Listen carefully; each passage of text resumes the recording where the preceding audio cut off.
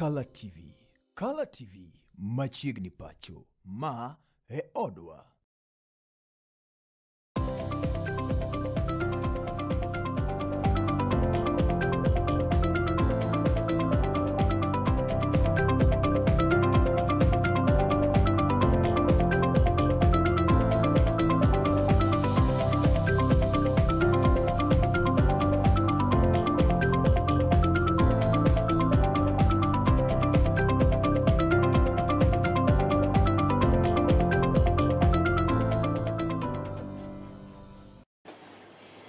Manaka kana singo ni jani no mar Kalatvlive ni ka omolo kanyo sa adek tabiro duoka kod weche manyien mago mag ng'end weche. Ageno ni en kare kamora mora mabende irangie weche gi. Nyinga Nelly Achieng andine ibedo koda nyaka giko. Wachako gi mago mabende timore piny owacho mano mamalo kocha. Kambe no edo kanyo ni jatend migao mano mabende ochung'ne migao mano mar thieth e pacho kae molor Eden Dwale. Sani to koro wacho ni gedo mago mag kuondego mago mabende winjore oketie thenge jo oganda go mago mabende wuok oko mar piny Kenya ma ogamo tuo mano mar Ebola mane winjore oger gwengego kata kaunti ma Laikipia en achiel kuom kuondego mago mabende romo 23 mane ichano gero e pacho kae. Ne oyango bende ni nitiere laboratories mago mabende romo 4 duto te ma oseket thenge mano mar neno ni otim pim mano mar thiro landruok mar tuo mar Ebola pacho kae. Weche maket koda magi ne owacho e od bura mamalo odiochieng' makawuono. Speaker, the proposed Ebola treatment and isolation unit at Laikipia Air Base is part of the 23 similar units to be established in the country as part of our preparedness and response. This facility will jointly be run by the government of Kenya and the US government under the command of the Air Force Commander, the base commander, and the entire medical team of the Kenya Defense Forces working together with the Ministry of Health. This proposed facility reaffirms Kenya's position as a medical hub in the East Africa region with the capacity to offer specialized care for complex infectious diseases like Ebola. I must also inform the House that aspects of the matter relating to the alleged international health agreements and containment arrangements are now before court. The virus being an extreme biohazard, 4 laboratories have been designated for Ebola testing. The National Public Health Laboratory, KEMRI Nairobi, and KEMRI Kisumu, and a mobile laboratory deployed to Busia. These laboratories are equipped for molecular diagnosis with a mobile laboratory positioned to reduce the turnaround time in the border region. However, Honorable Speaker, I wish to be very candid with this House. While laboratory capacity is strong, the current stocks of specialized test kits, reagents, personnel protective equipment, which are estimated to support only approximately the first 200 suspects, are in place now. And this is why additional emergency financing and partner support are required to build a more adequate testing capacity. Kapod warango mana weche motenre kod tuo mano makoch mar Ebola, wayudo kanyo ni jod bura mano makiharu Ndindi Nyoro okoyo piny owacho mano mamalo mondo mi gichik itgi ne ywak mago ganda jo Kenya mano mabende gisebedo ka giywak ka gidwaro mar mondo mi piny owacho kik ger e pacho kae kuondego ma ikete thenge jo oganda go mago mabende wuok oko mar piny Kenya mago ma ogamo tuo makoch mar Ebola. Ndindi Nyoro wacho kanyo ni piny Amerika nitiere kod lony ka achiel kod sekta mano mar thieth mano mabende nitiere kod lony mano malo kendo ginyalo kedo kod tuo mano mar Ebola yono mano makare moingo piny Kenya. I'm yet to meet one single Kenyan who is in support of having this quarantine in Kenya, Honorable Speaker. And it is important for the government to know that the government exists for the welfare of Kenyans. And Kenyans know when their space is being cropped, Honorable Speaker. Honorable Speaker, the US budget in terms of health is 860 times ours. Their technology is better in all respects, including biotech, Honorable Speaker. They have better capacity to handle these kind of issues than Kenya. Honorable Speaker, while the CS is here, I would request him. Kenyans have spoken in one voice. We do not want that facility of Ebola here in Kenya. Please listen to the Kenyan voices. And Honorable Speaker, as the CS is here, the CS should actually bite himself and the obligations to what the Kenyans are looking forward to. Lastly, Honorable Speaker, in terms of the fragility of our health sector, and also listening to some officials from the US proclaiming clearly that they do not want any case of Ebola in their country, how reckless would the government be in doing exactly the same that which the country, that is the US, do not want in their soil? As Kenyans, we refuse. The government must listen to Kenyans and desist from having this quarantine in Kenya. To bende jatend migao mochung'ne migao no mano mar rateko e pacho kae moluoro Opiyo Wandayi bende owuok oko kendo owacho ni piny owacho mano mamalo ok chana ting'o malo nengo teko stima e pacho kae. Owacho ni paro mano mabende ne ochuo gi dwe no mar adek mano mar higani ok nyal ketie tim mawira ni piny owacho mamalo dwaro mar mondo mi oganda jo Kenya odag kod kwe kaachiel kod yot. Now, the Ministry of Energy and Petroleum wishes to inform the public that following consultations within government and engagement with key stakeholders in the sector, the retail electricity tariff review application that was submitted on the 31st of March this year by KPLC on behalf of the sector has been withdrawn. Now, this decision reflects the need to buttress a sustainable energy sector while protecting households, businesses, and industries from possible cost escalation. It aims to support economic growth, safeguard livelihoods, and create jobs. The ministry wishes to clarify that under the Energy Act, both at Section 11, Section 165, Subsection 3, and Subsection 7, for your information, any review of electricity tariffs is subject to a clear legal and regulatory process. This includes, first and foremost, the submission of an application for the review to EPRA, technical evaluation, stakeholder consultations, and public participation before any tariff adjustment can be considered or approved. And now, following the withdrawal of the application,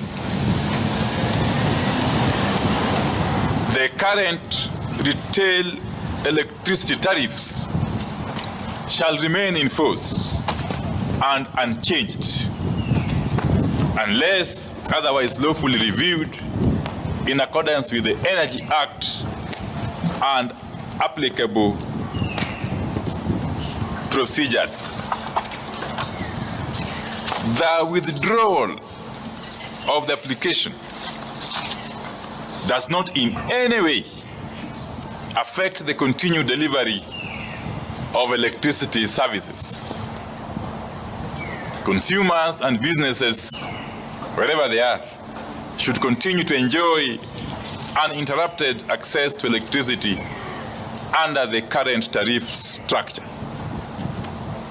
The ministry appreciates in a big way the views, feedback, and participation of consumers, industry players, and members of the public throughout this process. Now, Kenyans will continue to receive timely updates on any policy or regulatory developments affecting affecting the energy sector generally. So that's the end.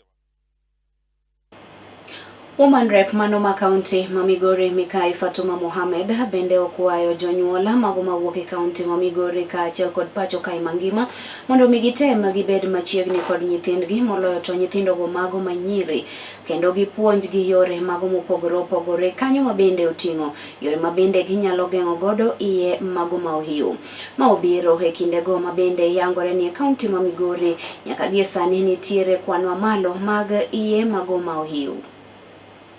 Nyaka sani kwan nyithindo maidak koda ka kutego magaya kikachiel kod mago mamako iye maohiu gin mago mabende koro medore e kaunti ni Mamigori okinyi kod odhiambo gin mabende okelo penjruok mathoth maloyo duoko. Jaod bura Mamigori Mikai Fatuma Mohamed koro to medo kwayo jonyuol mondo mi onyal bedo machiegni koda ka nyithindgi ahinya to mondo migi puonje yorego kaka ginyalo ritore makare mok yudore e weche maket koda kamagi. We talked about new victims of HIV, the ones who are contracting new HIV infections, because it is on high rise in Migori County.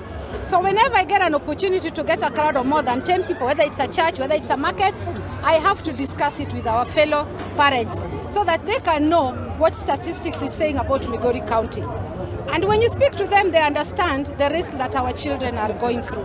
So I want us to come together, discuss these things openly. There's nothing to hide anymore.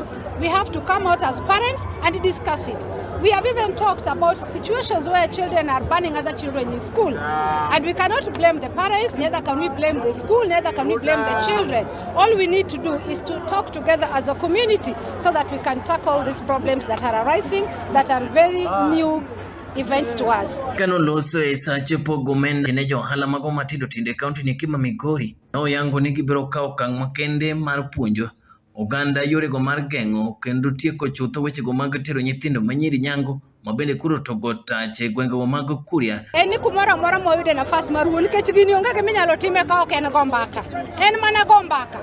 Ok ditim ne janyuol gimoro amora mokigo kode mbaka nikech ikia ot ma ich nitie gi ot ma ich kiny yudore kiny. Koro en mana wuoyo atimo sensitization ni kamoro amora mwarome wago mbaka ni mondo waked kode kaka pinywa matoke ka ma Kuria gin gi chandruok mar tero nyathi ma nyako nyangi mano bende wawuoye masani aloso program wadhi bedo gi cultural event madhitingo kabinde matindo miluongo ni minority tribes in Migori County. Wadhi bedo godiochieng' makende mwadhitimo program no e Kuria mondo wuo gi jowa mok joko nagi mapod timo tim matero nyathi ma nyako nyangi. Bende otieko ko yango ni chenro mar pogo minegi kata jo ohalagi omeda matin makamagi. Gin mago bende koro biro konyogi e ting'o wendeni mage mondo mi giyud yuto margi mapile ka pile. Wanaofanya biashara hapa kwenye soko ya Marindi tuliweza kupata 5.7 million na leo tulikuja kugawia wafanyabiashara wadogo. Ndani ya hiyo 5.7 million tulipata contribution ya rais mtukufu wa Kenya. Rais wetu Dr. William Samoei Ruto alitutumia milioni 1. Kwa yote haya tulipata milioni 5,700 na leo tumegawia kila mfanyabiashara ametoka na yake kidogo mkononi aweze kusaidia na biashara yake. Collins, Kala TV. Chemago mamoko wayudo kanyo ni moko kuom jokanyo no mabende siro duond bura mano mar ODM e kar chung' od bura mano ma Kisumu West. Sani to koro wuok oko kendo gikwedo moko kuom weche mago mabende ne wachi kod senator mano ma kaunti ma Kisumu Professor Tom Ojienda ka weche makamagi ne wacho e kinde mabende ne otwa kod wang' jowi moro odhiambo mano manyoro kama bende ne olieko ni nitiere moko kuom MCS ka achiel kod jood bura mago mabende ne omi omenda mar mondo mi gichwal oganda e kar romono kata e lap mano ma Kirembe kama bende ne duond bura mano mar ODM ne joba gi romo margi tarik 31 dweno mano mabende okalo. Jood burago wacho ni onge kata siling mano mabende ne omigi mar mondo migi chwalo oganda e lap ma Kirembe. ODM tunasema ni tu ni tu ni tu ani luongane Kaliach Sam ane chairperson mar ODM Youth League Kisumu West constituency. Wakwedo weche mane senator ma Kisumu County Professor Tom Ojienda owacho e wang' jowi e program moro nyoro Wach mar pesa miwacho ni nyomi MCS gi wabunge ni. En gima rach kabisa. Nikech othuo jopiny gi jomoyier. Sani jopiny nyalo wuok ni dhi manyo MCS gi wabunge ni nyomi gi pesa to nyok gimiyogi. To en ng'ama jatelo. Omiyo nyako ng'i wechege mowacho mondo kik okel tulo kaka jatelo nikech sani piny liet. Ka iluongo ni Estatina Wendo, an jalup jakom mar Women League e Kisumu West. An awuotho maketienda gi tim na ka Kisumu North. Kabiro nyake pap Krembe. Moka neno ng'ama nong'iew gi pesa. Ka en gi isu moro gi ODM, to chim ODM tito dhi owachi. To ka en gi isu moro kata gi jatelo mamoro, to chim tito dhi owachi. To wer yango ni nong'iew ji. Onge ng'ama nong'iew. Kendo wacho gienda wadake kabisa. Gienda wadake kabisa. Ne wamiye telo kane waero. To sani ojienda mondo dhi mabor. Telo jienda iwacho gima rach. An ateri to nakia. Omiyo weche ni miwacho go buoga. An pok na yudo kata silingi achiel. To wan nyocho kong'iewa kata an mang'oli. Na wuok kamor kadhi e pap mondo ne chuny luo kaka luo chalo. Ani Charles Juma Aduogo, nying mong'ere ni the CJ Aduogo. Ane ODM chairman Kisumu West constituency kama wawuoyeni. Wawacho ni Dr. Ojienda. Iluongori ni senior counsel. Ka en gi enough proof mar gik miwachogo. Ing'eyo the channel monego bene luwo. Dhir party leadership malo kuma intiere no. Mondo terane ywak bilano mondo owinja ne kinyalo luwi kata kinyalo winji. Ok ibi pogo oganda. To bura mane wantiere godo kanen mar riwruok marwa mar jo oganda mar ODM. Inti biro mondo ipogi. Ojienda, what is your agenda? Be clear. Kopogore gi mago ma timore Kisumu West, waringo nyaka kaunti no mano ma Siaya kama bende wedo kanyo ni mane en governor mano ma kaunti mano ma Siaya Corner Amothra Sanga oyango ni obiro bedo ka olaro komno mano mar senator mano ma kaunti ma Siaya e yiero maduong' ma idhi tem higa mano ma bende biro. Ibiro paro ni kom maket koda mano sani to koro omaki koda Oburu Oginga mano mabende en jatend duond bura mano mar ODM mabende ne oseyango ni en bende obiro bedo ka olaro kom maket koda mano kendo. Weche maket koda magi Moluor Sanga ne oyango e gwenge ma Segere e Yalego kama bende ne omedo ni ogeno ni duond bura mano mar ODM biro bedo kod welo mano ma uyanga ka achiel kod Moriere. I declare that I would be running for the seat of the senator for Siaya in the coming year. This is because of, number one, my track record.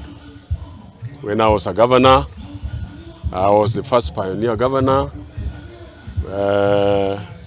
started from zero and left Siaya somewhere, and therefore would like to return and take steps to reach certain things that never took off from where I left them.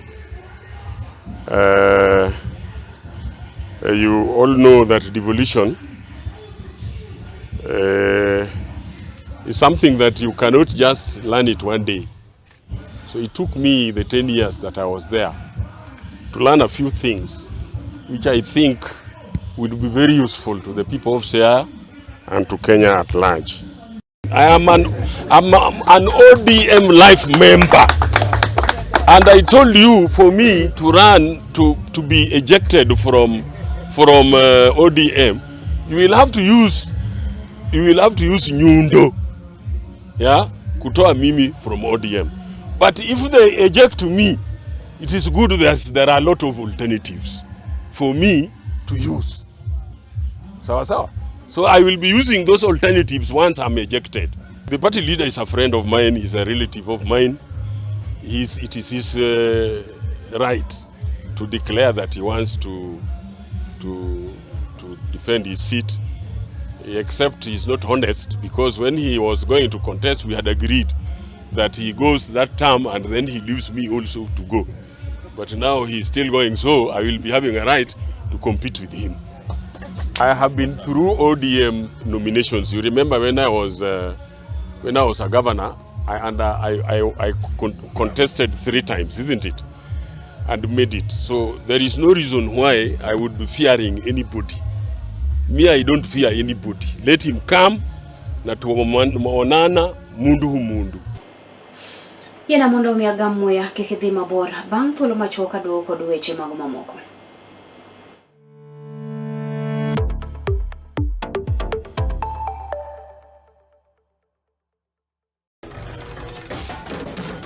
Tok bedo kod odiochieng' marabora e sikunde ka iduogo pacho, yud thuolo mar kweyo pachi kendo bedo gi mor e chenro mar Bang School. Chenro mar Bang School chakore saa 10:30 mamidhiambo nyaka saa 11 mamidhiambo. Kama inene katun mamori, ipuonjori weche mathoth, ibedo kod mor gi nyiero motimo Cathedral. Kik bai, Bang School, chenro manigi mor lilo ne nyithindo duto. Kala TV, machiegni pacho ma e odwa.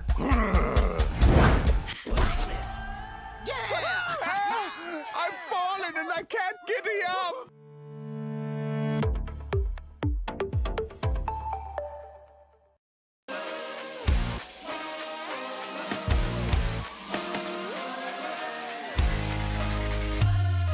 Komuch to wan kode duoko mag tuke mopogore opogore, jotugo motimogi, kuonde magitimogie, to gin tuke magi mabiro.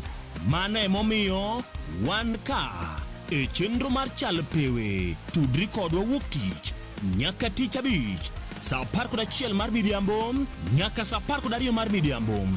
Kama wanyisi motimore e pewe duto mana e Kala TV.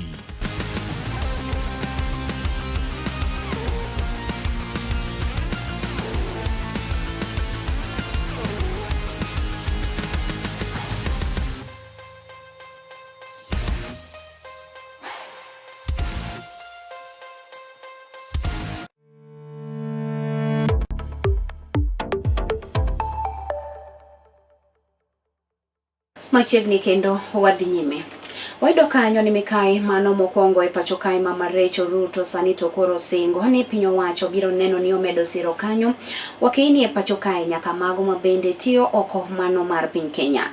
Kane oloso e romo mano mabende ne okelo kanyo kanyakla wakini mago mabende tiyo oko mar piny Kenya to wuok e pacho kae. Mama Rachel Ruto ne owacho ne obiro bedo ka otiyo kod yore duto te kaka mikai mokwongo ma pacho kae mano mar neno ni oganda jo Kenya oyudo sir kata wakini moloyo obio yudo sir makende. As women, we know that true empowerment is not about climbing alone. It is about reaching back and lifting others as we rise. Every young person deserves the opportunity to learn, to dream, to lead, and to become all that God created them to be. I therefore encourage us to think beyond remittances and charitable giving. Let us build partnerships, mentor the next generation, and make investments that create jobs, transfer skills, and transform lives for generations to come. The knowledge you have gained, the businesses you have built, and the experiences you have acquired abroad can become a bridge of opportunity for women here at home. Imagine the impact when a woman entrepreneur in Boston mentors a young businesswoman in Bungoma, when a professional in London shares skills with a graduate in Lodwar, or when an investor in Dubai supports a women entrepreneur in Dandora. When women who have succeeded globally join hands with women creating change locally, distance becomes connection and success becomes shared. That is why this meeting matters, because it brings together women who have not only traveled the world, but who continue to carry Kenya forward. My 17-year journey of working with women across Kenya, I have seen firsthand the extraordinary potential that exists in every woman. History and faith remind us that some of the most transformative women have been those who stepped beyond the boundaries of their own communities and used their experiences to create impact elsewhere. Yena mar mondo mi ayenge gi kanyo janeno mar kalatvlive erokamano kuom rango wechego mago manyien mag ng'end weche bedo kod otieno majabero. Riti masani nyinga Nelly Achieng ndhine.